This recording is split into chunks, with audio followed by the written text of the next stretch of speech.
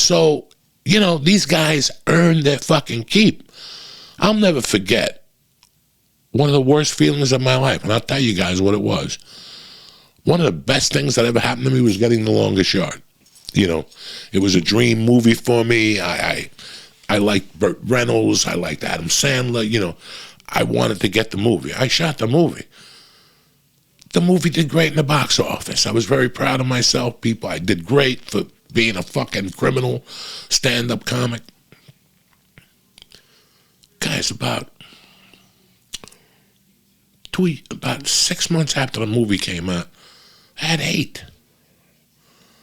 I had fucking Adam Sandler showing me a letter to the comedian. Had written him, telling him that I wasn't really Italian. I want you to think about that, guys. Telling Adam Sandler, when you hired him for Big Tony, did you know his name is, I don't even know what my name is in the movie. You have to look up when I have the Anthony Graziano or something like that. Guys, that's what they wrote. The first fucking paragraph was about me not being Italian. How bad of a day are you having? Did you not see James Caan was Jewish? He was in The Godfather. Andy Garcia was Cuban. He was in The Godfather fucking 9, whatever the fuck disaster it was. What do you think? Everybody's fucking really Chinese? What do you think? But that was his opening. Now, I knew who the comic was. I didn't call him up at home and bitch. Adam called me into the office. He's like, read this shit. And I'm like, wow. This is, and it hurts for about 2 minutes. I'm not going to tell you it doesn't hurt. You've shared stages with this person. You've shared rides with him. You've had discussions with him.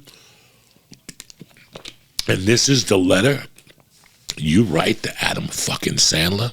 And then the second part of it was, I don't know if you know this, Mr. Sandler, but Joey Coco Diaz is a well-known drug dealer. And he also went to prison. What's that got to do? When you look at it, yes, I made a mistake. I sold drugs. I had a good time. I didn't deny it. But at the same time, what's that got to do? I auditioned like everybody else for this fucking movie. It wasn't given to me. Nobody picked my name out of a fucking hat. I auditioned for this, fair and fucking square. And I think he auditioned for it. That was his anger, that he had auditioned for this role. And that wasn't even it. Then people were like, hey, it's lucky for you to say you were an Adam Sandler movie. Then, remember, Adam Sandler came out in 2005. I quit doing coke in 2007. I always remember hitting like kind of a mental rock bottom when I had to do heroin and shit. I'm not a whiner, but I'm going to tell you, part of my fucking pain those days was feeling bad that I had done well. I had a dear, dear, dear friend of mine at the time who was one of my first friends when I moved to LA, pulled me aside one day and just called me out for 1,000 things that I had done that at the end of the day didn't matter. Today we're best friends. We don't even discuss it anymore.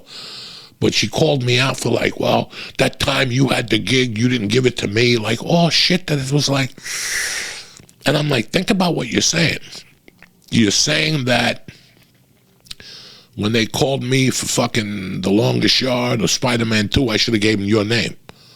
Like, it was shit like that. You don't know how many times I've walked into an audition and have told the casting director, listen, I'm happy that you called me in here. I'm very proud that you called me in here. But before anything, I'm not right for this role. This is a role for Rudy Moreno. This is a role for Willie Barcena. This is a role for... I've done that 1,000 times because I used to go to 1,000 auditions for fucking Mexican roles. And I'd walk in there and go, listen, and they'd even go, oh, what the fuck? And I go, I know. The guy you're looking for is Guzman or Rudy Moreno. I gave Rudy Moreno like 2 roles, but from just going in there. It doesn't matter. What I'm trying to say is that people would call me up and like fucking, well, how did you get the Adam Sandler movie? Well, how come I can't be in the Adam Sandler movie? And it hurt my fucking feelings. These people are my friends. I fucking do comedy with them or whatever. So I had to change my mind. At that time I was like, fuck it. I can't talk to these people no more. They're not going to go out of their way to bring me the fuck down. On this podcast, on The Joint and The Church and Beauty and the Beast, I've never discussed money. I don't discuss elaborate vacations. Well, maybe because I don't go on them. You know, I don't discuss millionaire type shit because I'm not a fucking millionaire. There's a ton of millionaires out there. I worked hard for a few years. My wife put some money away because she's an accountant. We got the house. We got the cars. We lease like everybody else. We make fucking monthly payments like everybody else. You know, do I have a fucking security for my retirement? Yeah, I got a SAG pension. I got fucking Social Security. If the Russians don't take that, I got a lot of shit that, it might not fucking happen. My wife got me an annuity plan, whatever the fuck you call them, a 401k, whatever the fuck, like everybody else has. But that didn't give me the right to buy a fucking Maserati. I think the reason why I acted like I did was because I remember how I felt when people spoke about shit. Even a simple thing like, listen, when I go, the only thing I ever put on Instagram or whatever is when I go eat a nice dinner. I want you guys to know it's a great fucking place. And I'll take pictures of King's Chinese restaurant. I take pictures of fucking, any place, really. Yeah, sometimes we go to Cousins. Sometimes we go to the Osteria when Lee comes to town, and we'll get the shrimp and shit like that. But if you guys notice, that's I drive a Subaru. We're very modest in this home. I'm not looking to compete with the Joneses. I've never been in business to compete with the Joneses. That'll fucking take you down quicker than anything. That's a fucking insecurity thing too. Well, I gotta run with her. My sister's married to, women do it all the time. They're sisters. My husband has this. Now they go into a fucking war. The wife is talking to the husband.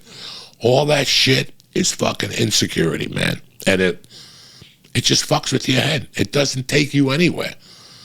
The mindset Tom was talking about was really looking at your life and going, what do I need to do to have that? If there was a few podcasts in the beginning when Joe was doing those, the ones from his home, when I went off on Susquehanna, and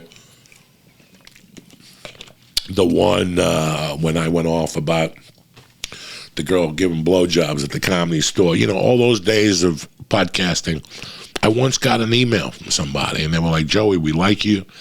We think you're funny, but your anger, climbs over. 2010, 2009, I had a certain anger going to me. It wasn't an anger, woe is me.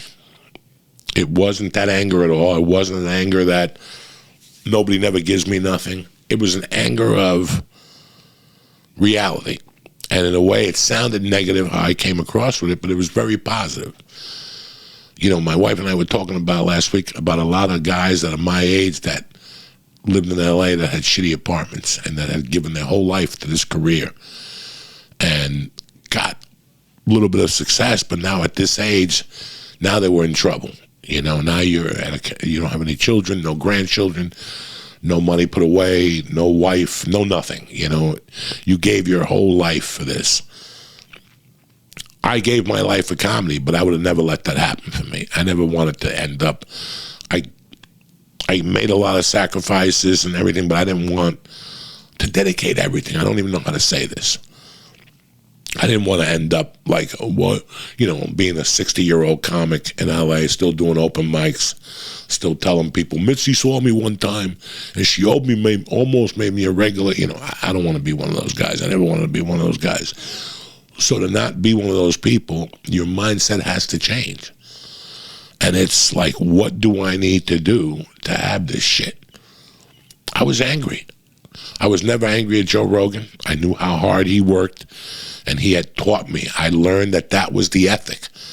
When I first met Joe, if somebody was paying me $25,000 to shoot an episode on TV, and I had a spot at the store for $15, I'm not going to the fucking store. I'm not going to work all day to go to the store. Joe was the opposite. Joe would go to the store for that $15. So I understood the level of commitment that was needed right from Joe, right from hanging out with him in the beginning. Like, you do that? Like, if I went to a TV shooting all day and I knew they were going to give me $28,000, $25,000, I'm getting in my car and I'm going to a drug dealer's house. I am not going to waste my time and go to some fucking comedy store and try to be a fucking comedian. That's not going to happen. But Joe did.